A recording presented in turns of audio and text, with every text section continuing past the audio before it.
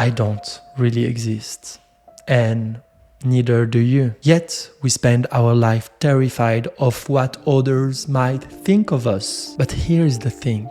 That fear is built in a complete illusion. On this video, we're going way deeper than the usual advice you've heard before. Superficial stuff like, just stop caring what people think, or you will be judged anyway, so you might do it your way. I am not giving you tricks or confidence hack to overcome your fear. This episode is here to give you a radical shift or perspective, a complete collapse of the illusion that makes you afraid in the first place. This is the type of insight that doesn't need practice or effort. It simply makes the fear dissolve by itself. I know what it is to live with this constant tension. I pretty much spend my whole life being afraid of people thinking I'm too much, or I'm not enough, or I won't be loved. And trust me, there is a way out of that fear, but it is so far from everything you've heard before. Hey, I'm Haidar, and if you don't know me yet, on this brand new channel, I talk about manifesting your dream body, the secret science behind manifesting the body you always wanted. And as you can hear, English is not my first language. So please, if there is any mistake on my vocabulary or the way I use the English language, leave it in comments so I can improve it. And just before I dive into this very important topic, let me say something. I know there is a cut on my head, my front head, and I prefer to talk about it because I would like to tell you that I've been to a fight with a tiger, or maybe it's my third eye that is trying to open, but the truth is simply that I had a bit of a fight with a fridge door at a supermarket. So yes, you can call me Harry Potter. Okay, trêve of pleasantry, let's go into the topic today episode. So just before I go into the demonstration of why no one sees you and why the fear of what people think is an illusion, I want to really take the time to give you the 3 levels of how poisonous and dangerous is that fear, and it's probably worse than what you think in terms of impact on your life and well-being. The first reason is that, and you can feel it in your body, every time there is a possibility of being judged or rejected, or you live that, or you imagine that, or you're afraid of that, or you anticipate that, what happens is that you can feel the reaction directly on your body. Fear of being rejected or judged is one of the most powerful fear that exists in human experience. You can feel it in your stomach.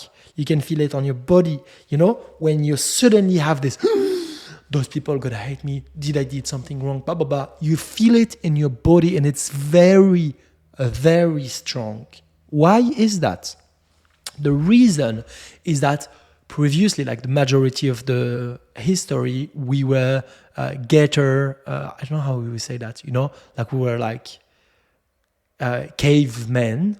That's the only expression I know in English, so I'm just gonna say that.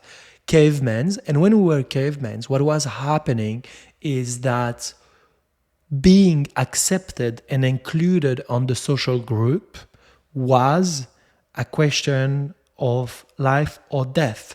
If we were rejected, if we were put on the side of the group, that will mean in a short amount of time that we will die. So our bodies and our brain have registered very deeply that being judged, being rejected, not being accepted by the group is a dead sentence. That's why every time you are rejected, you feel like a life threat, even if it doesn't make any sense, really. But that's the trick. Your brain, doesn't make the difference between a real threat and an imaginary situation. So if you're judged, rejected, if your life is in danger or not at all, if the rejection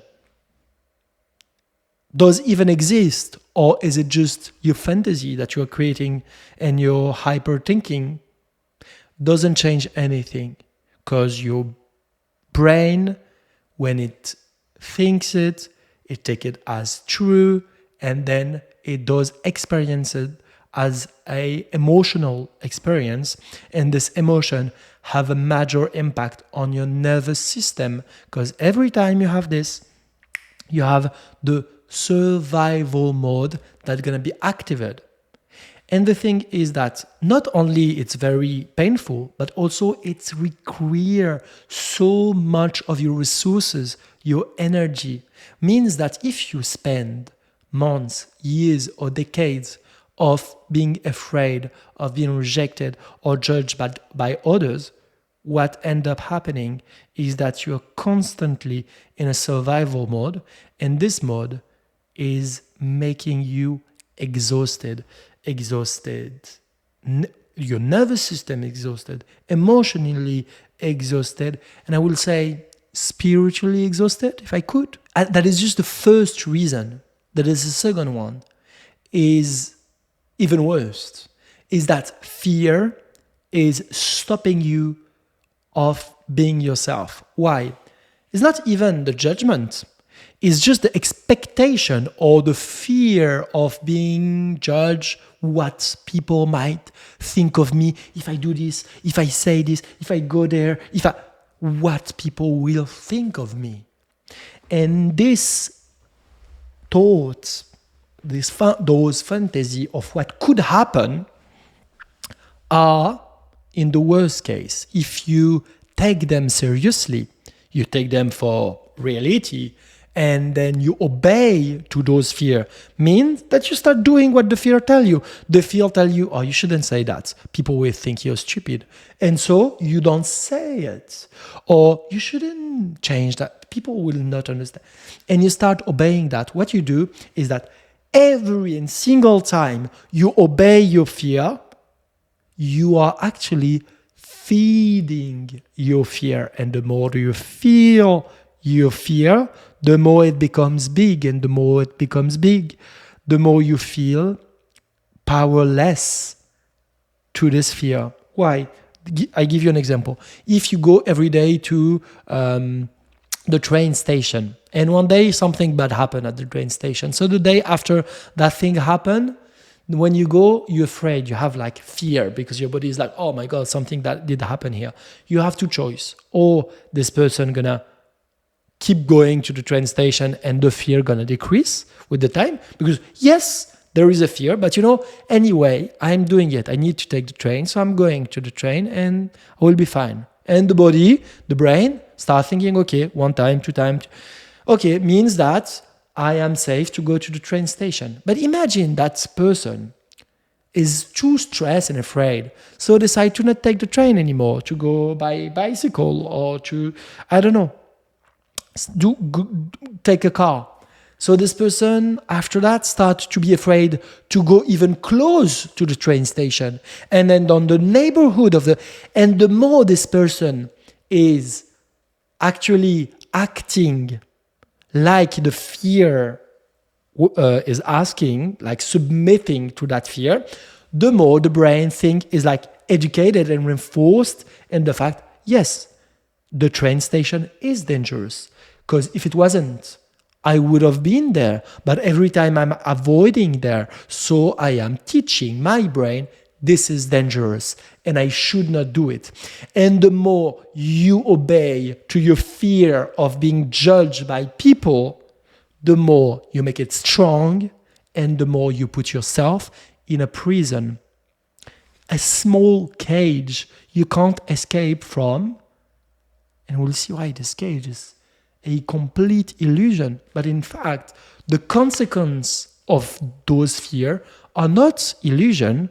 And the reality is that if you keep living on the fear of what people might think, you will spend the rest of your life being completely left on the side of your own life. Because if you want to discover who you are, who you want to be, what you want to do, you want your life to be your life, you need to be able to make experience. You need to experience a lot of things. And you will look awkward from something. Look at what I have on the front. If I was afraid of what you might think, I wouldn't do this video. I would have put myself, and with my broken English, I probably look stupid or awkward. Whatever, I am here. I am doing it. Doesn't mean I'm not afraid. I am. But I'm doing it because I did teach my brain I'm doing it. So I give myself the opportunity to do that experience again and again and again. And I think that is what we should do. But let's see that later. Let's just, fear of being judged is actually stopping you from being yourself, from discovering yourself, from building yourself. And that is terrible. But it's only the second reason. There's a third one, even worse. Let's dive into it. The third one is that when you're afraid of what people might think, you are actually taking your own power. You're taking your own value, your feeling self of value, the perception of your own value. You're taking that. It is yours. You're completely sovereign on this. You're taking this and you're giving it to something outside. Something that is other people's judgment or opinion or they might think.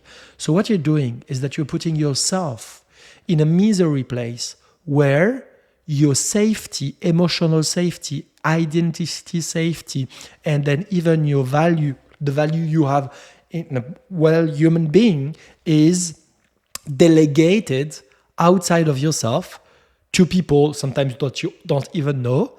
And so you're gonna be dependent on their opinion and judgment and humor and how they feel and whatever to make you feel good or bad about yourself, to make you feel safe or unsafe about your identity.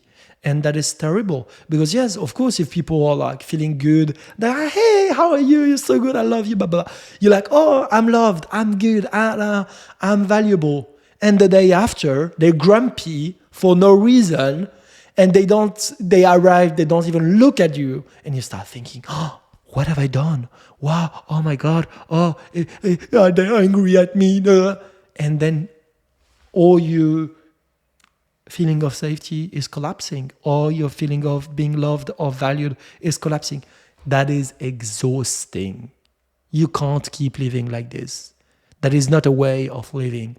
If you keep pushing by the survival mode with your nervous system, not doing the stuff that you should do because you're afraid of people's opinion, and finally, you are constantly like ups and down with other people outside of you power of making you feel away, all of this together, fear of judgment or what people could think, can bring you straight to exhaustion, to burnout, to depression.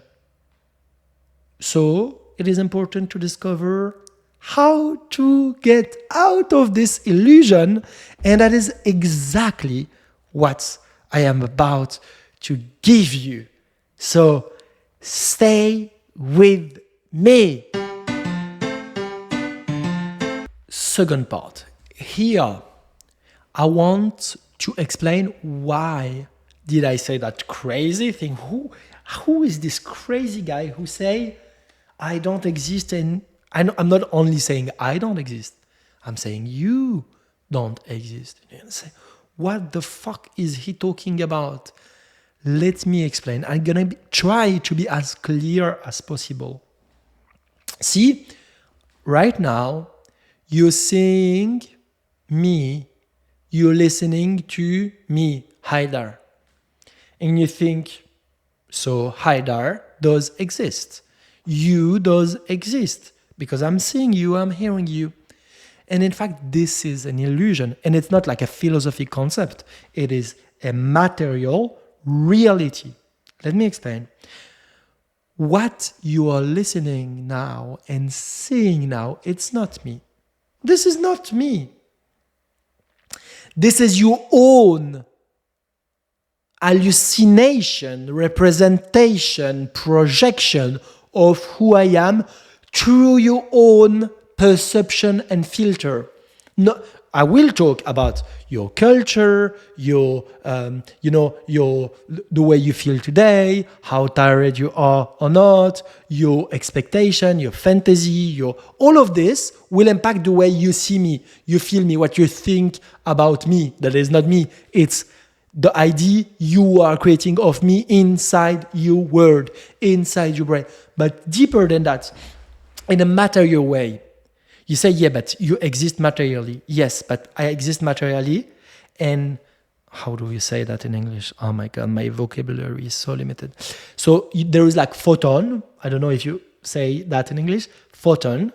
Those photons going to be sent straight to your retina, to your eyes. Your eyes is going to send electrical signal to your brain, and then your brain, your cortex, visual cortex, gonna start interpreting that and recreating image and all of this inside your brain. So what you're seeing is not the reality. What you're seeing is the mirror, the representation, the interpretation of reality inside your own mind, your own brain. So every time you're seeing me, you're not seeing me, and you will never, ever, ever be able to meet me. Everyone that you will meet in your life is the avatar, is the persona of this person that you have created, projected, phantasmed, imagined on your own personal world. I know if you really get what I'm saying, it's a bit mind-blowing and it's life-changing and it's a bit scary in a way at the beginning. But stay with me. I will explain why that is so important. Because if I do not exist, you do not exist as well. I'm talking to you. I'm not even talking to you. I'm talking to a camera, but I can imagine that you're listening to me. But I will never able to see you. I will always see my own representation of you. Means that when you say, oh, I'm afraid of what people might think of me, they might think, but that is not you. That have nothing to do with you. That is not your business. What people think of you is not about you. It's about their projection, imagination, hallucination of who they choose to see you as. If someone, for whatever reason, want to think that you are a bad person, you will be a bad person. But it's not going to be you that is a bad person. It's going to be the person or the avatar they created on their world to see you as a bad person because they have reason for it. And the neighbor that want to see you as the best person in the world, if he have his reason, will be able to see that in you because he's not seeing you. He's seeing his own need, projection, fear of you. Mean that every time you say, I am afraid of what people might think of me, you're actually afraid of something that doesn't exist. Because no one can think anything of you. Because no one have never ever see you or meet you. Wake up. No one have ever seen you or meet you. and you will never see or meet anyone else that your own self. And when you wake up to that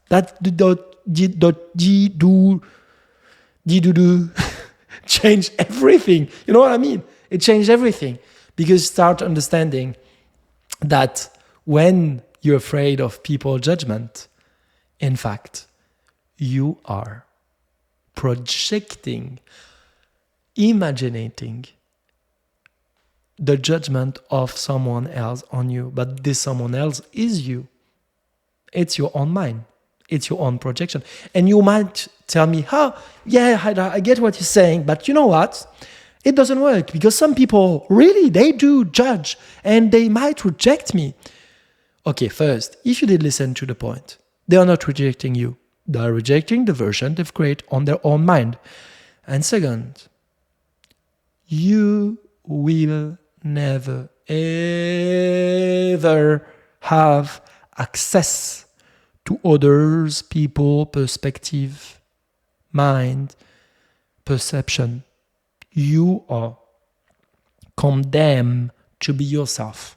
To be yourself means that you can't escape the way you view the world and the way you live the world through your perception. Physical, mental, emotional, spiritual. They can only and only be yours. Means that even if someone openly rejects you and say, I hate you, Baba, you have no idea of what they're actually experiencing. The only thing you have access to is to the reconstruction inside you of their words. And you will interpret them in your way that serves your own purpose.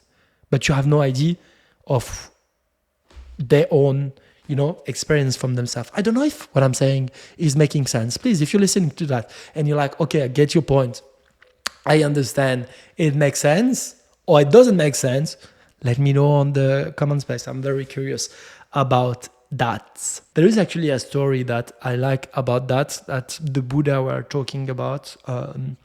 This story is the story of the four blind people and the elephant. Maybe you have heard this story. The story is that there is four blind men that are meeting, and their goal is to describe what is an elephant.